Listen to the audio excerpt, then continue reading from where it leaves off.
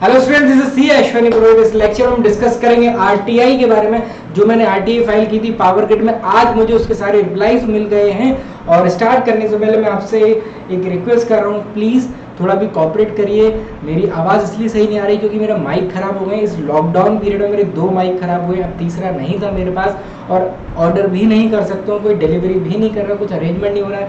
तो प्लीज़ थोड़ा आवाज़ के साथ थोड़ा कॉम्प्रोमाइज़ हो रहा है, थोड़ा सा आप सेक्रीफाइस एडजस्ट कर लीजिए इस चीज़ के लिए प्लीज़। क्योंकि कई लोग उसको डिसलाइक मार देते हैं आवाज़ के लिए, तो प्लीज़ यार उतना मत करिए। आवाज़ अभी लॉकडाउन पीरियड है यार, हम लोग भी परेशान है, नहीं आ रही ये चीज़ें, तो थोड़ा सा कॉपरेशन का लेवल आप लोगों से बस चाहता हूँ मैं। मुझे पता है आप लोग कॉपरेट करेंगे, बहुत अच्छे से करेंगे। तो आरटीआई मैंने फाइल की थी, आरटीआई का रिप्लाई आया पावर ग्रिड से, 2 मई की डेट डली हुई उसमें, एनेक्सर 1 में इन्होंने दिया है। फर्स्ट अपील अगर मैं फाइल करना चाहता हूँ तो फर्स्ट अपील करूँगा। मैं बताऊँगा वैसे फर्स्ट अपील फाइल क्यों करूँगा। मैंने बोला था please disclose the number, please disclose the number of candidate applied for the above post. तो टोटल एप्लीकेशन रजिस्टर्ड हुए हैं 3978 पोस्ट। काफ़ी अच्छा कंपटीशन है फिर तो, इतने लोगों ने अप्लाई किया है। ऑल इंडिया में 257 वैकेंसी के लिए लगभग 6-7 हज़ार लोगों ने अप्लाई किया था। तो आप खुद समझ सकते हैं कितना इसमें कंपटीशन है, कितनी लोगों की इच्छा है जाने के लिए। मैंने please disclose the syllabus topic wise होगा अबव मेंशन पोस्ट। ये सबका क्वेरी था ना कि सिलेबस के लिए सर इकोनॉमिक्स आएगा, कंप्यूटर आएगा क्या? Comes to the point, the syllabus is CA-CMA subjects. CA-CMA subjects मतलब जो टेक्निकल सब्जेक्ट्स हैं, account, costing, DT, audit, FM law, GST, ये 6 सब्जेक्ट्स टेक्निकल होते हैं। क्योंकि अभी एक DDA में भी आप देख सकते हैं, DDA में भी स्पेशलाइजेशन का कुछ पूछा था, तो वो 6 सब्जेक्ट ही है स्पेशलाइजेशन के लिए, account, costing, DT, audit, FM law, GST। तो यही है the syllabus is CA-CMA subject जो आपने कोर्स में पढ़े हैं। ये 6 सब्जेक्ट कॉमन है जो आपने पढ़े हैं, ऐसा थोड़ी ना होगा CMA को कुछ अलग देंगे, CA को अलग देंगे। 6 सब्जेक्ट ही कॉमन है, ये वही आएगा। सबसे बड़ा क्वेरी था आप लोगों का, अब दिमाग खुल जाना चाहिए। इकोनॉमिक्स नहीं पूछते हैं दोस्त, there is no topic wise breakup, कोई ब्रेकअप नहीं है इनका। इन्होंने बोला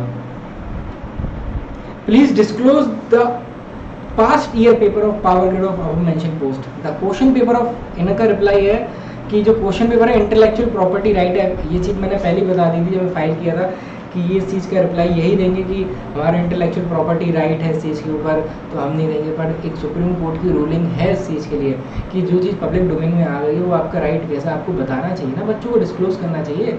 पब्लिक डोमेन में आने से ट्रांसपेरेंसी बढ़ेगी। तो उसमें इसी बेसिस पर अपील फाइल करूँगा। हैं 2 लैंडमार्क केसेस जिसके लिए मैं अपील फाइल करूँगा, क्योंकि आना चाहिए ना पब्लिक डोमेन में चीज़ें। और ग्रॉस सैलरी पूछा तो उन्होंने, वो ग्रॉस सैलरी की स्लिप मैं खुद दिखा चुका हूँ आप लोगों को। तो यहाँ होती है, यहाँ पे बात यहाँ की होती है ख़त्म। अब जो क्वेरी था एक, सर कट ऑफ कितना जाएगा? जितना मुझे याद आ रहा है कोल इंडिया में लास्ट टाइम भी 100 वैकेंसी थी जनरल की, अराउंड 100। तो जनरल का इंटरव्यू कट ऑफ लगभग 148 गया था एज पर एज, जितना मुझे आज याद है।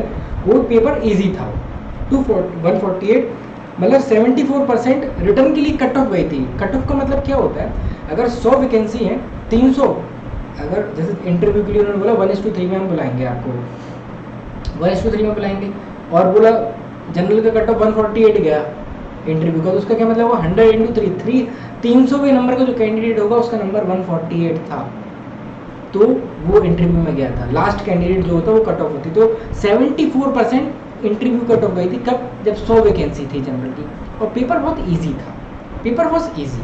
This time paper was tough, तो कितना 5-10 नंबर के ऊपर नीचे हो सकता है, 140 जाएगा, एटलीस्ट 70% जाएगा 100 वैकेंसी पे। सपोज 96 है इस बार, तो पावर ग्रिड में लगभग जनरल की कितना 10-12 वैकेंसी है लगभग। तो आप देखिए, एनालाइज करिए उस चीज़ से कि जब 100 वैकेंसी पे 70% कट ऑफ जा रही है, तो 10 पे कितना जाएगी? लेवल इस बार अच्छा था कोल इंडिया का, तो पावर ग्रिड के भी लगभग वही सेम लेवल होता है। कितना फर्क पड़ेगा, वो भी कम वैकेंसी है। तो मैं बस आप लोगों को इतना बोलता हूँ, हमेशा ही बोलता हूँ कि technical paper accounts, costing, DT, audit, FM law, GST, इसमें आपको एटलीस्ट 90 से 95% स्कोर करना ही है।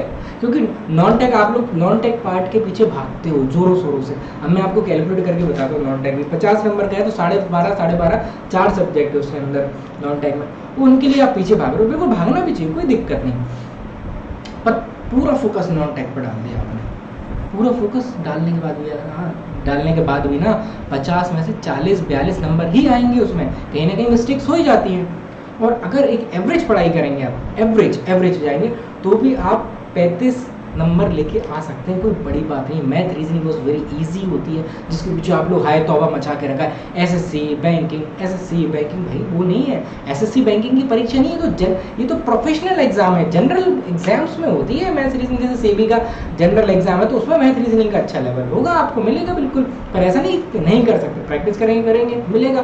तो पावर ग्रिड का math reasoning will be of clerical level, क्योंकि वो आपको मैथ रीजनिंग के लिए थोड़ी ना पॉइंट कर रहा हो, प्रोफेशनल एग्जाम्स के लिए ले जा रहा है, प्रोफेशनल चीज़ों के लिए लेके जा रहा है। वो सिर्फ आपका देख रहे हैं जोड़ घटाना आता है कि नहीं आता बेसिक। उसका इंग्लिश 12.5 सपोज, ऐसा सपोज मोटा मोटे बने अंदाजा निकाले। इंग्लिश अगर हो तो ओपन एंडेड हो तो normally antonym, synonym, find the spot error, passage, unseen passage, English बहुत ईजी। अब आती है मेन आप लोगों को एक और डर होता है सर जनरल अवेयरनेस। अरे जनरल अवेयरनेस में क्या होता है, सामान्य ज्ञान ले लेते हैं आपका एक मतलब 6-7 महीने का करंट अफेयर मोटा मोटी। अगर 12 नंबर का पूछा जा रहा है तो उसमें से 6-7 नंबर का करंट अफेयर होगा, और 4-5 नंबर को तो ऐसा ही रहता पेपर कि भाई अगर एक्स्ट्रा ऑर्डिनरी भी हो उसको पूरा ही ज्ञान होगा तो वो ही कर पाता। 2-3 नंबर तो छूटते हैं भाई, उसमें छूट जाते हैं क्योंकि ओपन एंडेड होता है। अब एक्स्ट्रा ऑर्डिनरी वो कर लेगा, पर हम उस 2-3 नंबर के लिए एक मैथ रीजनिंग के पीछे भागते। मैथ रीजनिंग बहुत ईजी पेपर होता है, बहुत ईजी होता है, बता रहा हूँ। एसएससी बैंकिंग नहीं होता, क्लर्क लेवल की चीज़ें कर लो तो वेल सफिशिएंट है। हमारे क्विज में देखेंगे वो कर लो, वीडियो लेक्चर डली हुआ हमारे ऐप में वो यूज़ कर लो। इस बात का एश्योरेंस देता हूँ वो बहुत सफिशिएंट है नॉन टेक के लिए, ठीक है। और करंट अफेयर के लिए तो ओपन एंडेड की आप नॉर्मली 6-7 महीने से पीछे का पढ़ो तो यार वो उधर ही से रहता है। अगर 12 नंबर की आ रही है तो 6-7 नंबर वहीं से होगा, और 4-5 नंबर ऐसे ही उसको तो रिस्की रहता है। हम क्या कर रहे हैं नॉन टेक में 4-5 नंबर की लड़ाई के लिए मैथ रीजनिंग का लेवल मुझे पता है क्या रहता है। और आप फिर कहोगे कि क्या हो गया अगर आप टेक्निकल पे ध्यान देते हैं। आप टेक्निकल को सेक्रीफाइस करके नॉन टेक को बनाने जा रहे हैं, और टेक्निकल में आपको 90 से 95 स्कोर करना है। नॉन टेक में आप एक एवरेज भी करेंगे तो आपके 35 नंबर आ जाएंगे। सच बता रहा हूँ जी, ऐसी ही पॉलिसी करना चाहिए। जिसकी हमें नॉलेज है ना उसको ही हम शार्प करेंगे ना, अगर चाकू उसको पैना करेंगे तो अच्छा चलेगा वो, समझ रहे हैं। तो इसी नोट पे मैं ये लेक्चर यहीं रोकता हूँ। आशा करता हूँ आप लोग सपोर्ट करेंगे, और जो मैंने आप लोगों को गाइडेंस दी है वो फॉलो करेंगे, सपोर्ट करेंगे, हमारे चैनल को सब्सक्राइब करेंगे, लाइक करना ना भूलिए। ऐसी चीज़ें और भी आरटीआईज मैंने फाइल करके रखें पीएसयूज में, ऐसी आरटीआईज के बारे में आपको पता करना है तो जरूर सब्सक्राइब करिए, लाइक करिए, बेल आइकन दबाइए और जुड़े रहिए हमारे चैनल से। Good bye guys, take care.